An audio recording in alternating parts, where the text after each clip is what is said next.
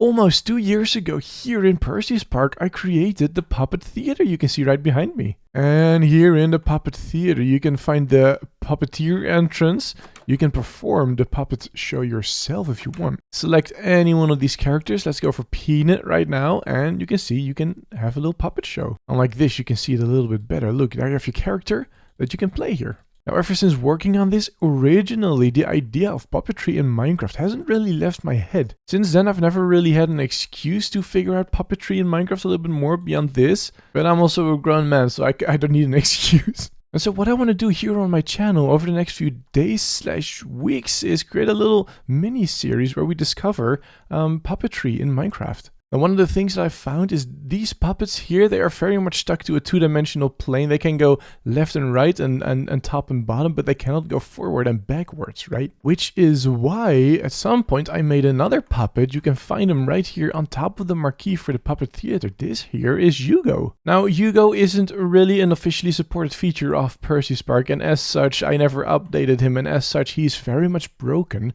And so for this very first video in this little mini-series, I would like to revive him. Now, if I were to do that now, it's going to break a whole lot of things in Percy's Park, particularly with the Puppet Theater. So I'm going to do this not in Percy's Park here, but in my own creative testing world.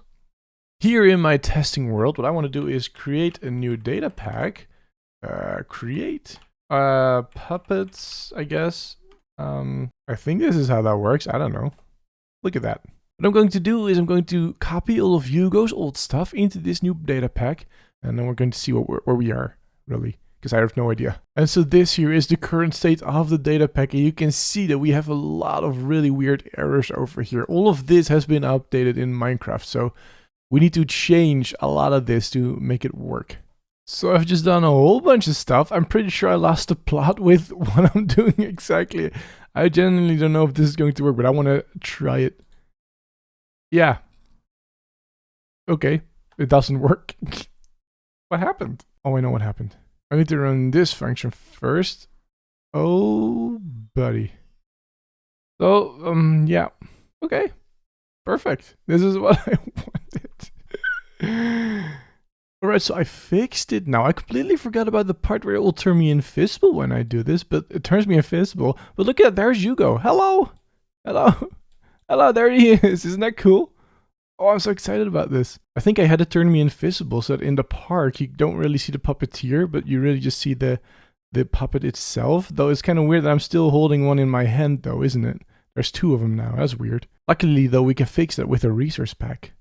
So now you can see that he is down here in my hand. He's also in my hotbar, in my inventory. If I toss him on the floor over there, you can see him as well, but in third person, you cannot see him. So now if I get him in the world, look at that. That looks a lot better, doesn't it? Hello? Where? I think that's the sound I made with him. Where? So now I can walk him around.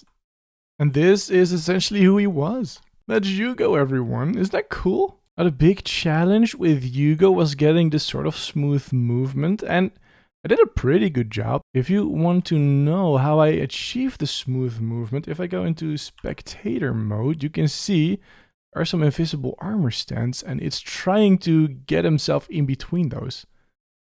And as you can see, there's a little bit glitchy at times, but it is absolutely working fine, I think. And it's not perfect, it can be improved, and that's kind of what this whole series is going to be about. This little mini-series. It's discovering ways in which we can make puppetry really viable here in Minecraft. Let me make myself visible for the outro here. So yeah, I'm super excited about that. Like I said, this is all going to be trial and error.